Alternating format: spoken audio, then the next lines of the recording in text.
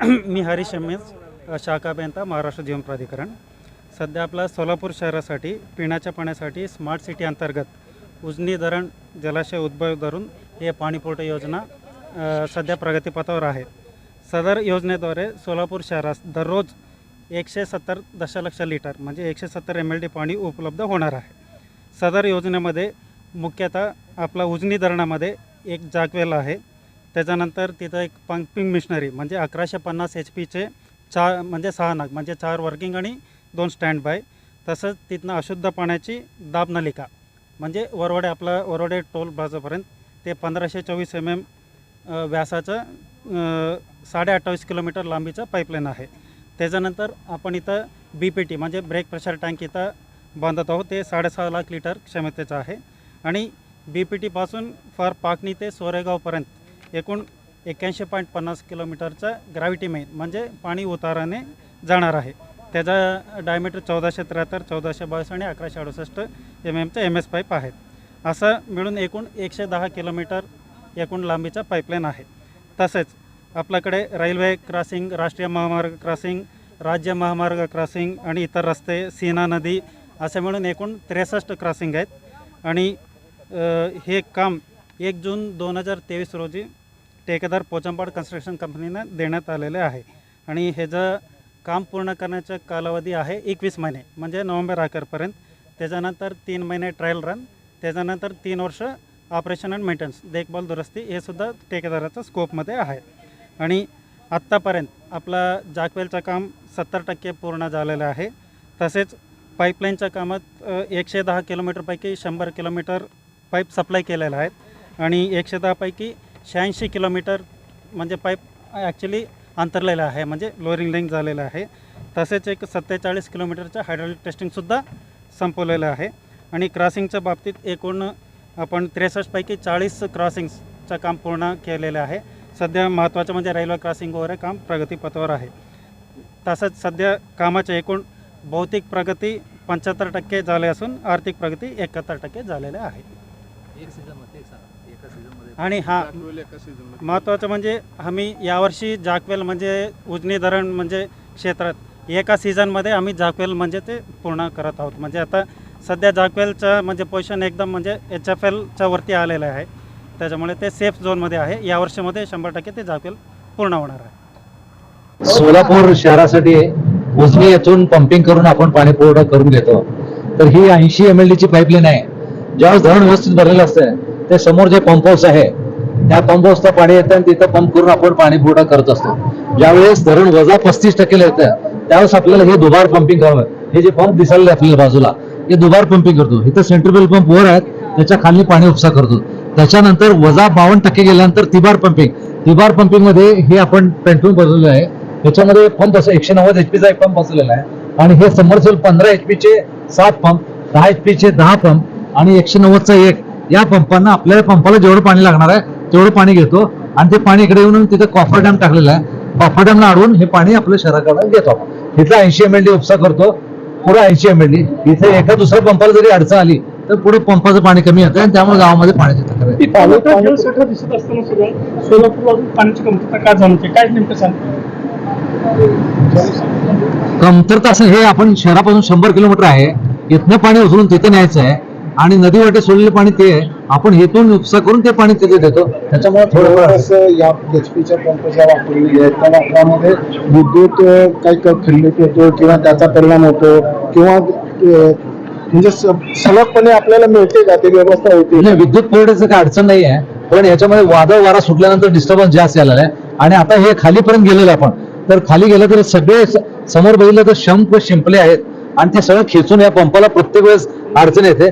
परत पंप बंद कर आणि रात्रीच्या वेळेस जर झाला तर काढून पंप खोलून ते आतल्या सगळ्या बोटांनी काढून पॅक करून मग परत पाणी पुरवठा. हे सगळे करण्यासाठी किती कर्मचाऱ्याची नियुक्ती करण्यात आली? इथं जवळपास एक 15 लोकांची टीम ठेवलेली आहे. 24 तास ती त्यांच्याकडे हेच काम सगळं काम. जर आपण ज्या पद्धतीने म्हणतो ह्याच पद्धतीने जाकवेलच्या संदर्भातलं काय पोझिशन आहे आणि ते काम कसं आहे? हे झालं नवीन जुन्या लाईनचं. त्याच्या बाजूला आपण नवीन जे दुहेरीचं काम चालू आहे ते पलीकडचा जे पंप हाऊस आहे तो दुहेरीचा त्याची लेवल मात्र आपण ही खालतीला दुबार करावं लागणार. जोपर्यंत डॅम रिकाम होईल तोपर्यंत पाणी घ्यायची व्यवस्था तिथे केलेली आहे 478 याच्याप्रमाणे. तर हे आणि नशिबानं त्यावेळेस डॅम भरला नाही, थोडं भरून परत कमी जास्त झालेलं आहे. त्याच्यामुळे एका सीझन मध्ये, नाहीतर आतापर्यंत हे कुठलाही पंप हाऊस एका सीझन मध्ये झालं नाही. कमीत कमी 2-3 सीझन जाते ते. आपलं नशीब चांगलं, सिद्धरामेश्वरची कृपा आपल्यावर म्हणायचं एका सीझन मध्ये आपलं जॅकवेल पूर्ण व्हावं. आता जॅकवेल किती टक्के झालेला? जॅकवेल आता 80 जवळपास 80% पूर्ण झालेलं आहे. जवळपास किती महिन्यानंतर कम्प्लीट हाताला येईल आपल्या हे काम? नोव्हेंबर 24 पर्यंत पूर्ण सिस्टीम कार्यान्वित करायचा प्रयत्न आहे. आणि दुहेरी पाईपलाईनचं काम किती टक्के झाले? दुहेरी पाईपलाईनचं काम 80% झालेलं आहे. अडथळे किती होते आणि अडथळ्याला मंजुरी मिळाली का नाही? संबंधित खात्याची मंजुरी आहे का? हे काम स्मार्ट सिटी कडनं चालू आहे. स्मार्ट सिटीच्या बॉडीमध्ये मुख्य हे असीम गुप्ता सर आहेत, कलेक्टर साहेब आहेत, पोलीस कमिशनर आहेत, आमचे कमिशनर आहेत. ही सगळी टीम असल्यामुळं कुठेही काम अडलेलं नाही.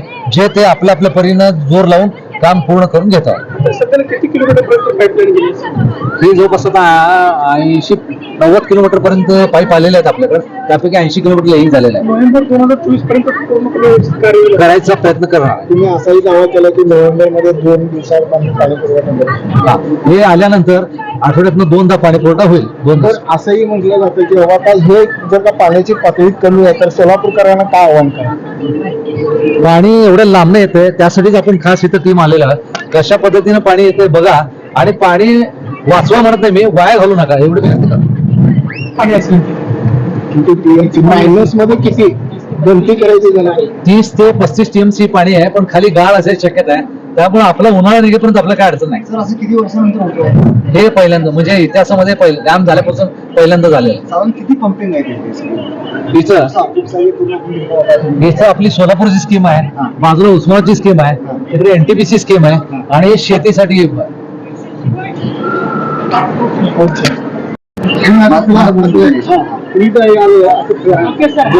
उस्तुर्गे सिद्धेश्वर उस्तुर्गे मी रिटायर्ड डेप्युटी इंजिनियर. मला महानगरपालिकेने अनुभवामुळे 6 महिन्यापूर्वी घेतलेलं आहे. तर उजनीची पातळी, उजनी धरणाची पातळी -52% घेतल्यावर दुबार पंपिंग आपण चालू करतोय. म्हणजे ज्यावेळेस दुबार पंपिंगला पाणी कमी पडते, -35 पासून -52 पर्यंत दुबार पंपिंग चालते.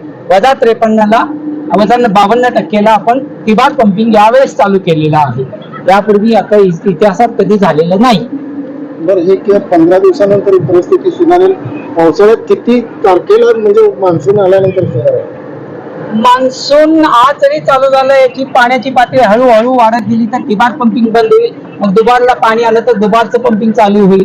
पाऊस आज म्हणजे पावसाची शाश्वती आज आम्ही देत नाही. नैसर्गिकरित्या पाऊस पडला तर कधीही सुधारू शकतो. माझं नाव संतोष पवार, सहाय्यक अभियंता यांत्रिकी. साठी गुजरातचे ॲक्वापंप म्हणून जी कंपनी आहे त्यांनी आपल्याला खूप चौकशी करून तातडीने आपल्याला 190 आणि 135 HP पंप उपलब्ध करून दिलेले आहेत. व 190 HPचं 1800 metre cube per hour discharge आहे व 135 HPचं 1600 metre cube per hour discharge आहे. आता एक पंप 190चा बसलेला आहे. दुसरा जो 135चा आहे तो 3 ते 4 दिवसात तिथे बसेल. तर साधारण किती कंपनी आहे? हे उपचा कुठं होतो तिकडे पाणी पडतो? आता जाऊन आपल्या पंपाच्या अप्रोच चॅनलमध्ये आपण इथून पाईपलाईनने घेऊन जाऊन तिथे टाकतो. म्हणजे नेमकं कुठं टाकतो? आपण पंप हाऊसच्या जवळ जे इंटेक वेलचे खाली जाळी आहे त्या जाळीला पाणी जाण्यासाठी अप्रोच चॅनल केलेलं आहे. त्या अप्रोच चॅनलमध्ये आपण पाणी घालून पंपापर्यंत पाणी घेऊन जातो.